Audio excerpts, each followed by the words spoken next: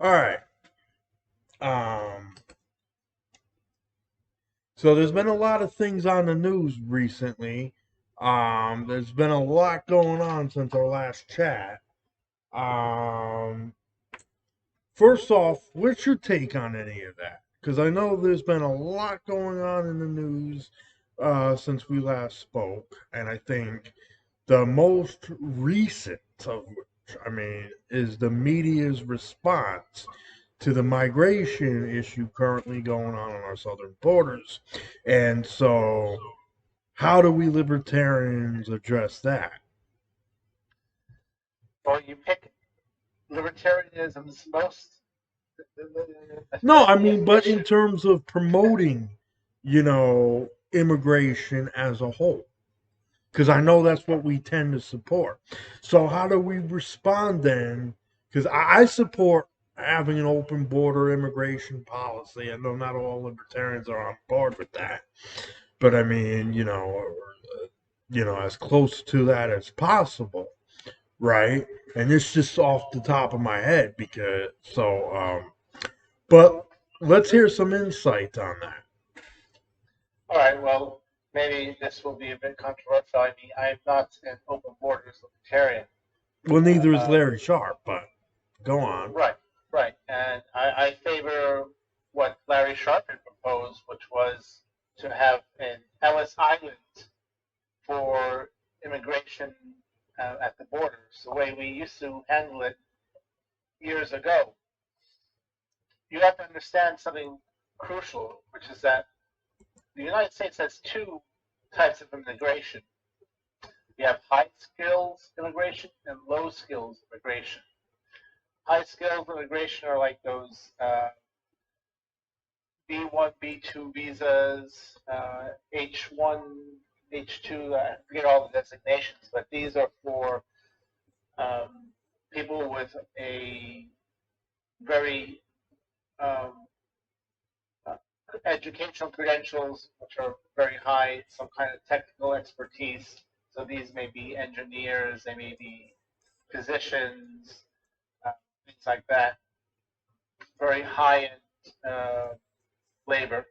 And then there is the unskilled labor, and that follows a very different pattern in the United States.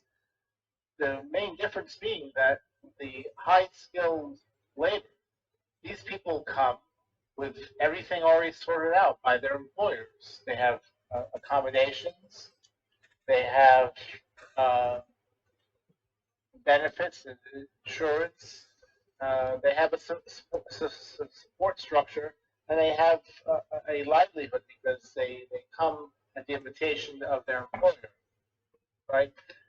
And there's the unskilled labor.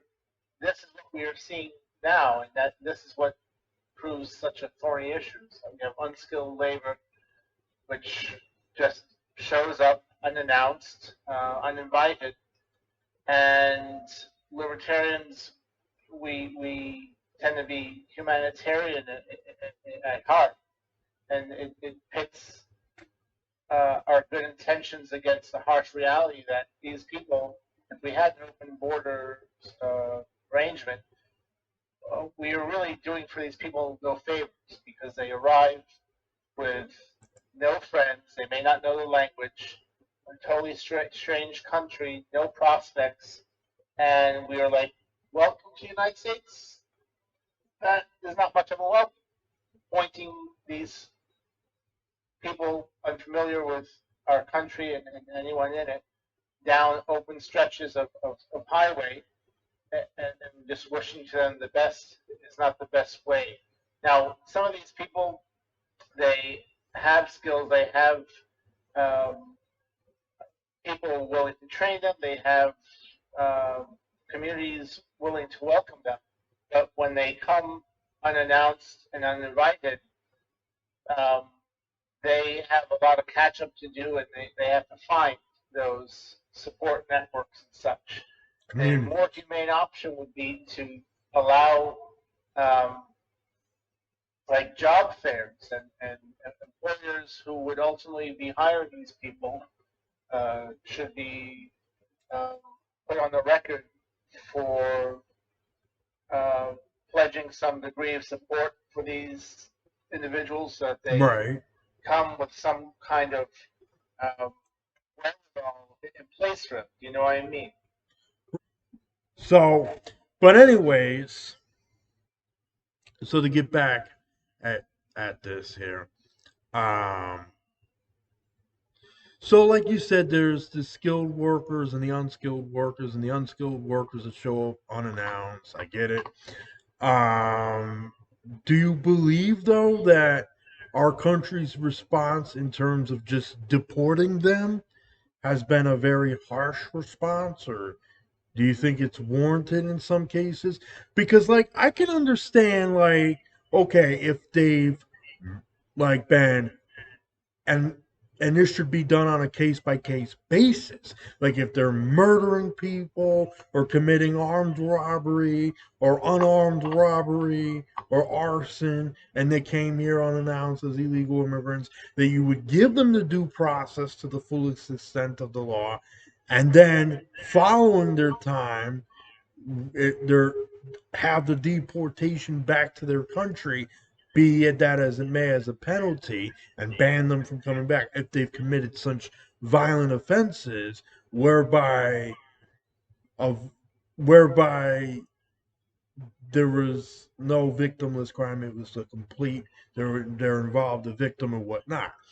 But as far as the other ones are concerned that you alluded to, I don't think those particular people should be deported if they're willing to work and or gain a skill to work so that they can thrive in this country for a better life. You know what I mean? So, and by open border policy by default is we should welcome them all to come in, but then we should then give those that have not committed violent offenses, again, where there were victims and whatnot, and give them a pathway to legal residency, as with anybody else who comes here illegally or whatnot. And then have them pay a $500 fee or whatever at a later point in time, or, but in general, the idea is to give them a pathway to legal residency. And then, if they want citizenship, they can get that upon their own merit, upon getting acclimated with the job skills or something, whatnot. So What that does is the what I. $500 cover? Like, Well, it doesn't have to. Well, that's true. I mean, I'm just saying in general, though, like that could be the penalty fee, but they don't have to pay it right away. They just pay it like once they come up with the money after they've been incremented. And so they would get legal residency by default and an opportunity to work, and then they pay the penalty fee, and then they'll have the option to become a citizen, if that makes sense. it makes sense. Well, you asked, I think your question was what to do. What I, Part of I misstate your question, but you had asked what I think about the deportations happening right now, or something like that. Is that your question? That was my question, and then I added my take on it. Okay. Uh, I I was just speaking on a policy perspective upriver of what is happening right now with the processing of migrants, whether they're being deported or not. I've heard that some are being deported. Um, Others, I'm sure, will make it in, for better or worse. And this kind of goes to a point which you did not make, but you may have alluded to it, which unknowingly, which is just that um, a lot of these people are accepted on humanitarian premises, right? As in these, what were they called, caravans, which we had, which were presumably escaping Central America's violence and things like that.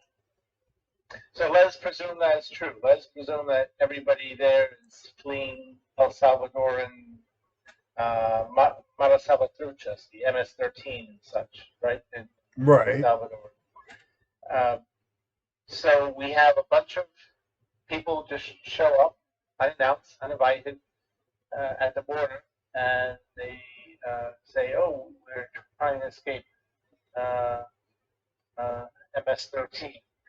Well, do we really think that MS-13 will just see whole towns of places like Guatemala and El Salvador just empty out and relocate to, say, Long Island, and that the Mara Salvatruchas are just to sit by and watch their cash cows migrate without trying to continue their extortion, and continue following their victims? Obviously, they will try to get in there as well, and this is why Right. places like Long Island have problems with MS-13.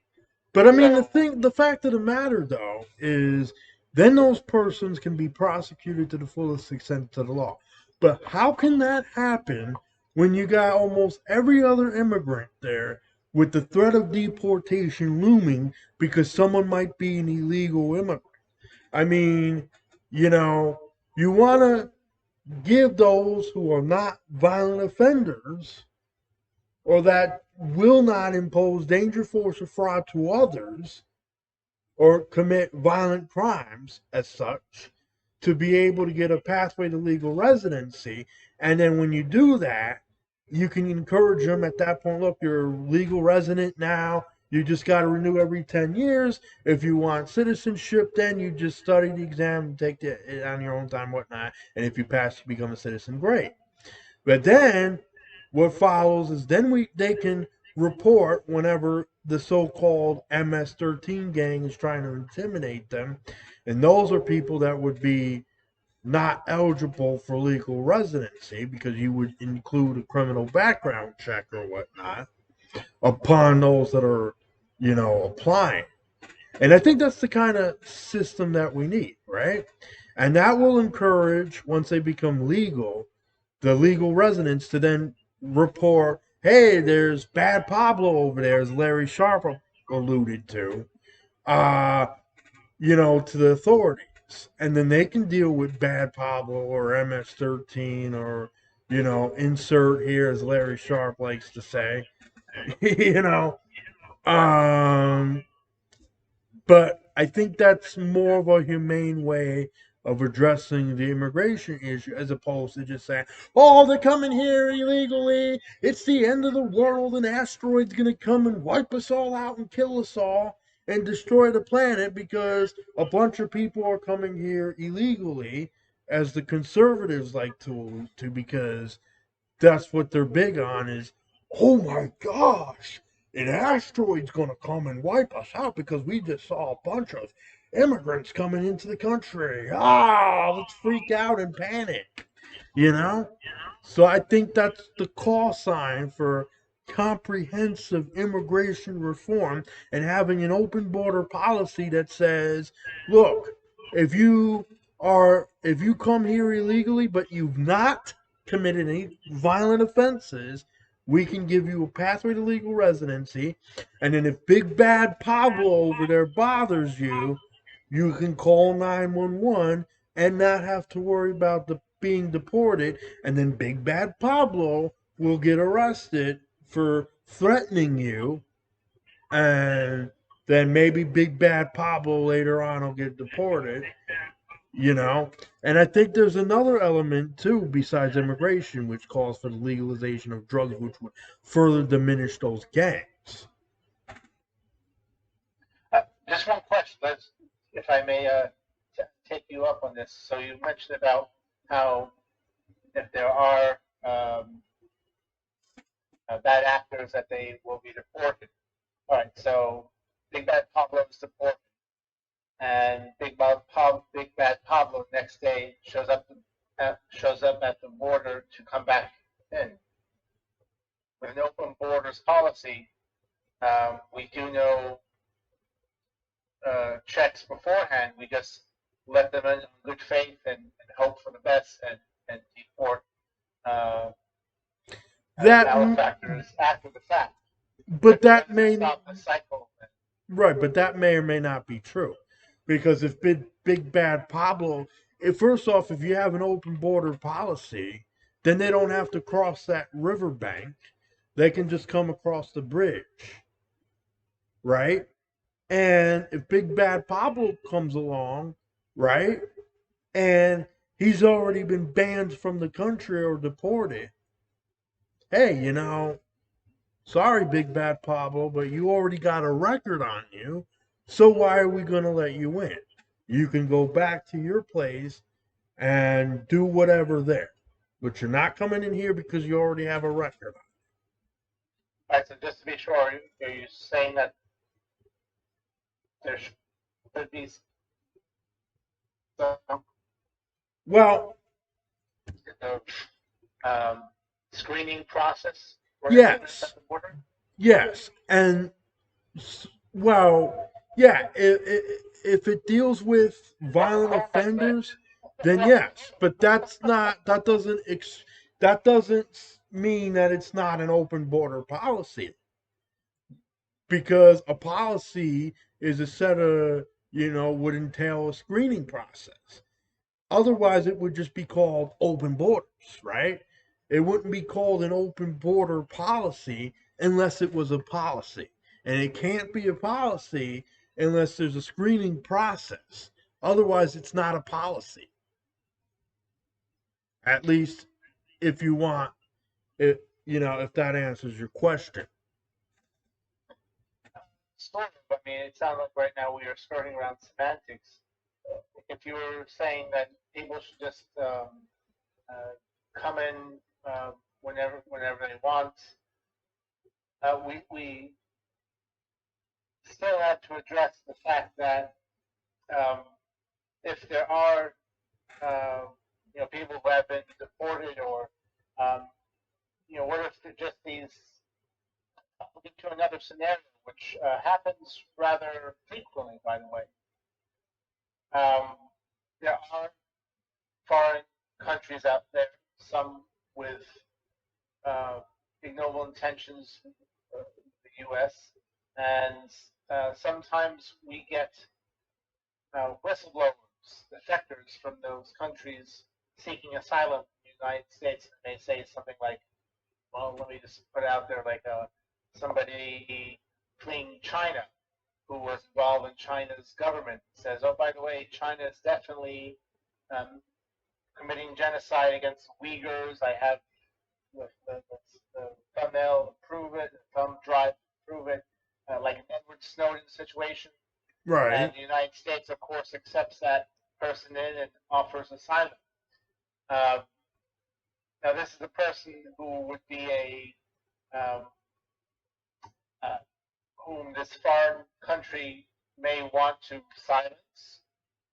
So you can see how we would be uh, breaching a duty and breaching the hospitality extended to such a person if we did not have some kind of screening at the border to make sure that this foreign country's agents are not coming in to silence this person under our protection.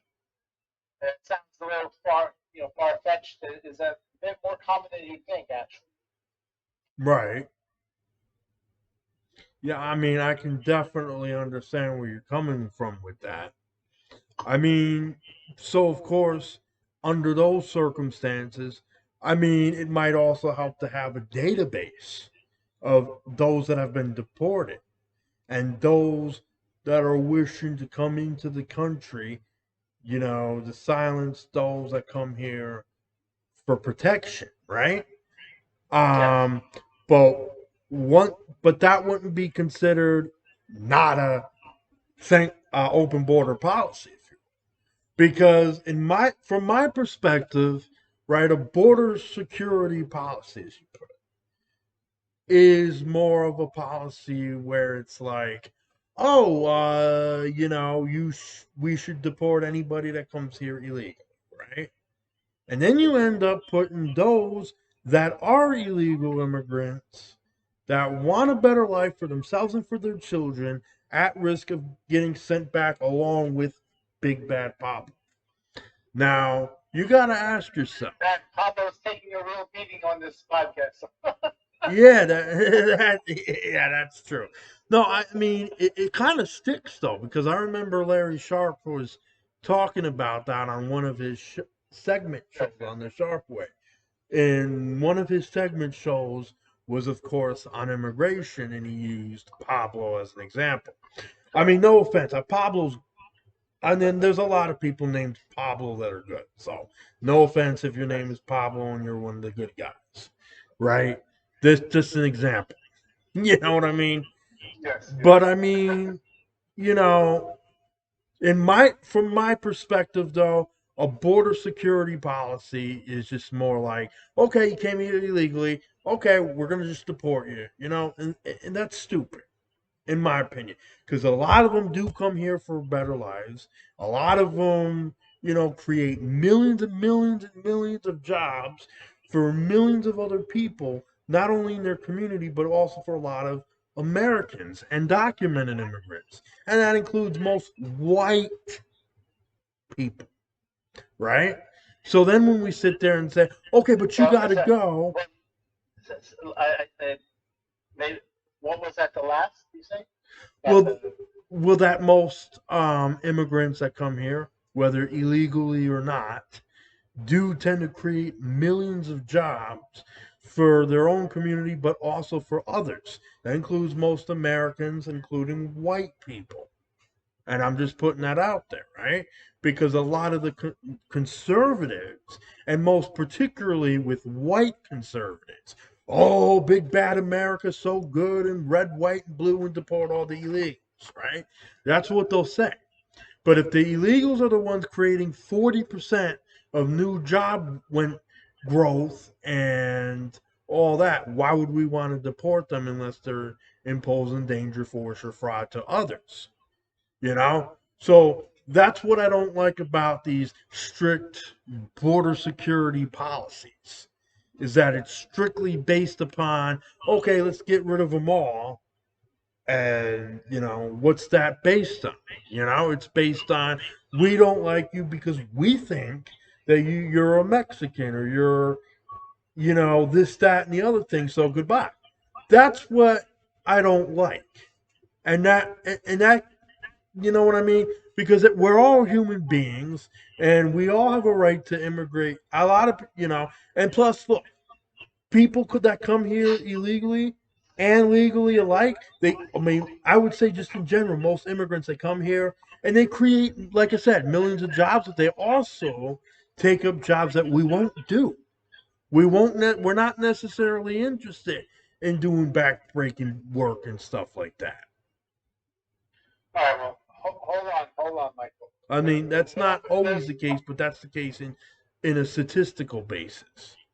Well, just to slow you down a little bit, because I mean, I had to stop you at first because I wasn't sure if I had heard you correctly.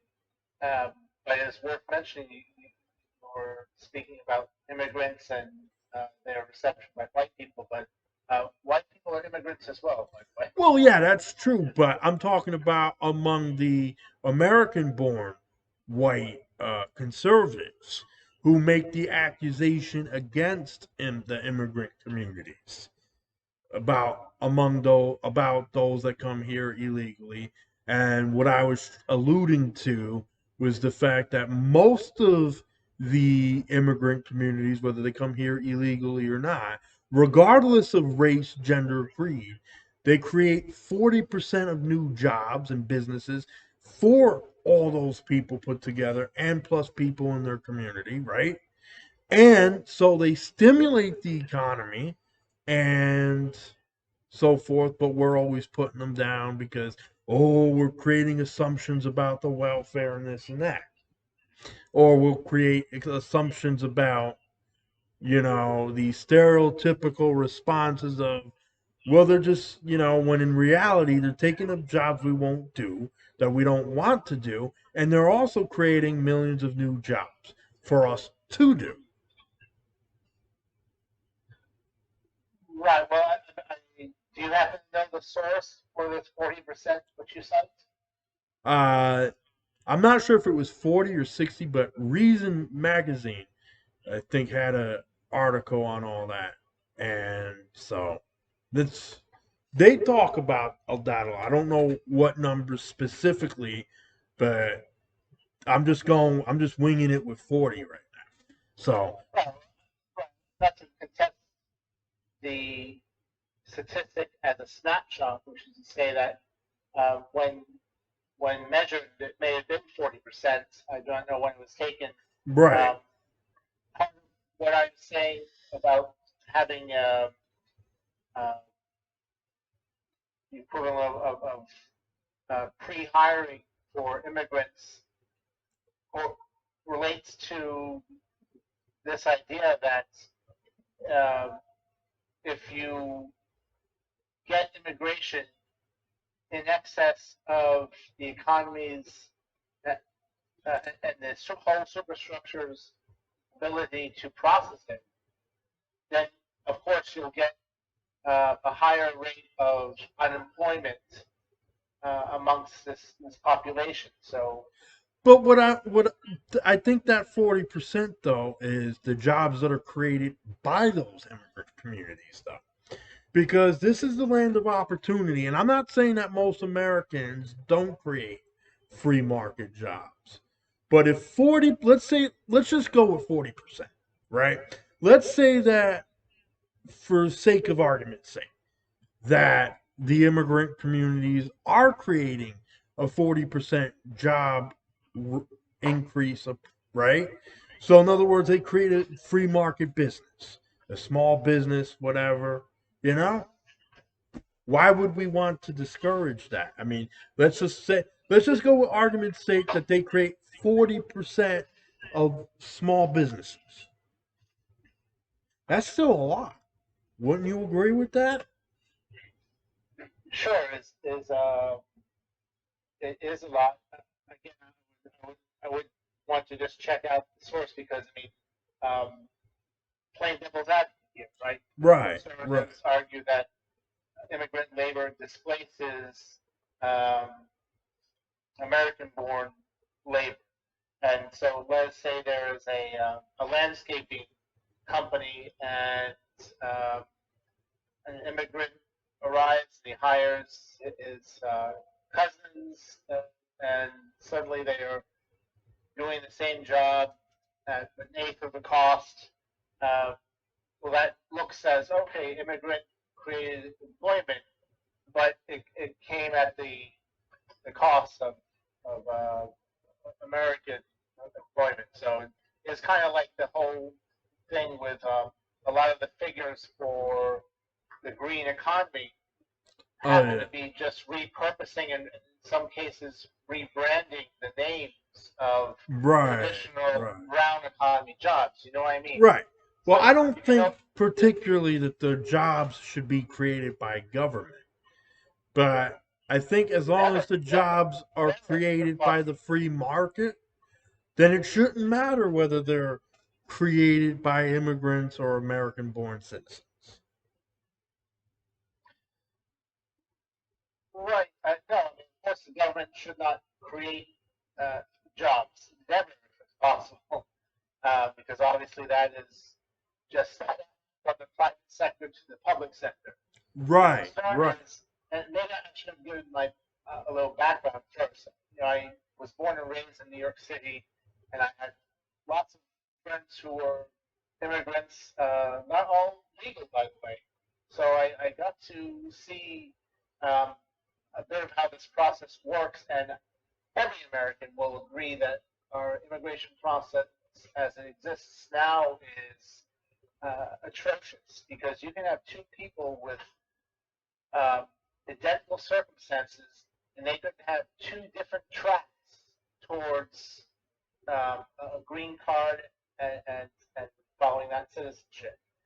So, and there's so much, I know corruption is the best term, but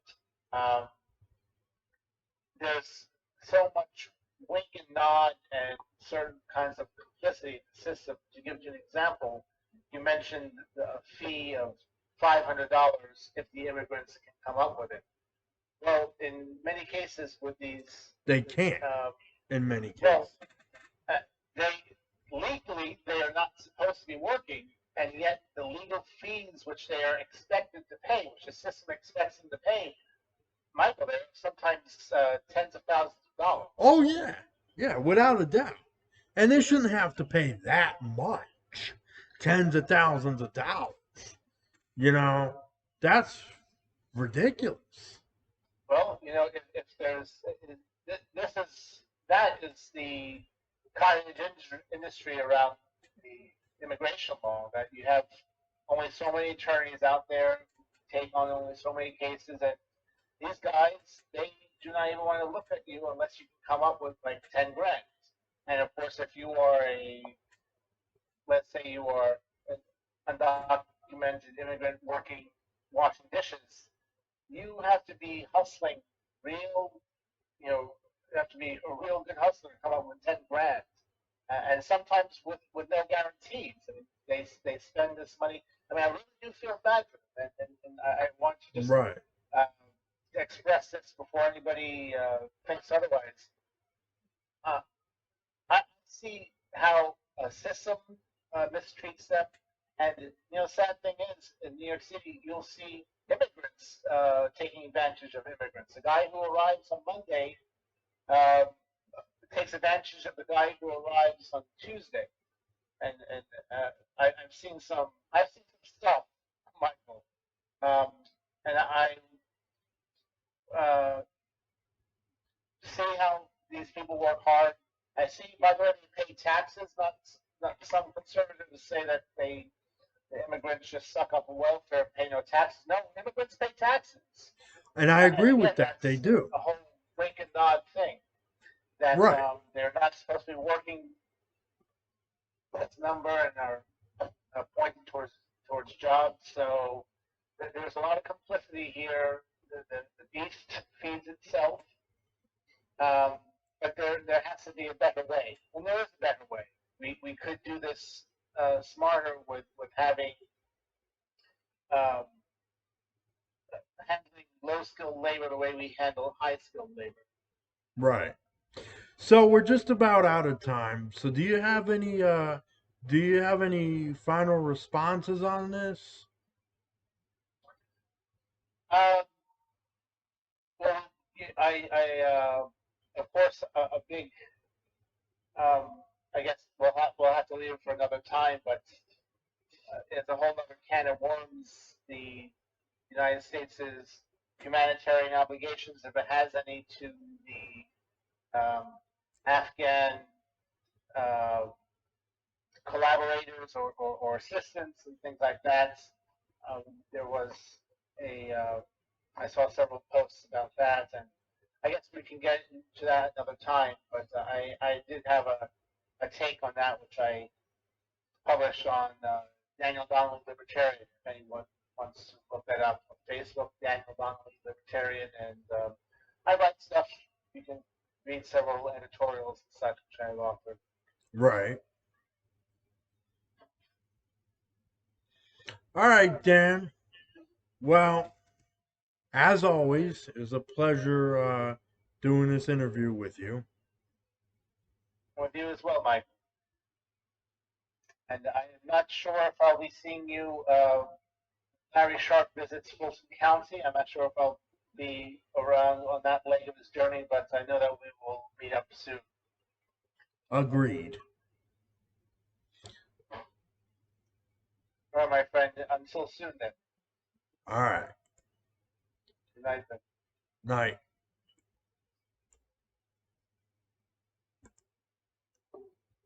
All right.